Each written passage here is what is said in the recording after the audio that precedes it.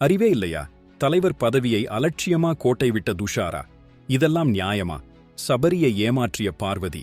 நேத்து big pass 11வது நாள். ஒரு நல்ல வாய்ப்பு துஷாராவுக்கு கிடைச்சும் முதல் நாள் ராத்திரியே மைக்கை கழட்டி வச்சிட்டாரு. அலட்சியமா இருந்ததால கமருதீன் சாமர்த்தியமா உள்ள வந்து தலைவர் பதவியே தட்டி பறிச்சிட்டாரு. பொறுப்பே இல்லாத தலைமுறையோட பிரதிபலிப்புன்னு கமெண்ட்ஸ் எல்லாம் பறக்குதுங்க. அதை விட பெரிய ட்விஸ்ட், சபரி கேப்டன் டாஸ்க்ல தோற்கும்போது தனக்காக விளையாட வேண்டிய பார்வதி நான் இவருக்காக விளையாட மாட்டேன்னு சொல்லி சபரிக்கு எதிரா போய் கமருதீனுக்காக விளையாடினாங்க. ஸ்போர்ட்ஸ்மேன்ஷிப்பே இல்லையா?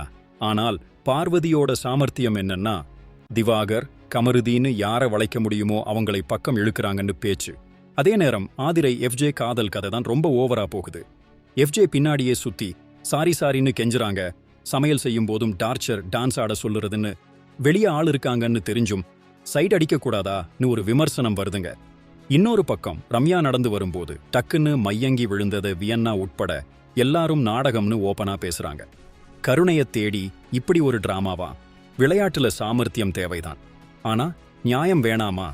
அடுத்த நாமினேஷன்லயாவது இந்த டிராமாக்கள் குறையுமான்னு பார்ப்போம். உங்களுக்கு நேற்றைய எபிசோட் சுவாரஸ்யமா இருந்துச்சா இல்லையான்னு கமெண்ட்ல சொல்லுங்க.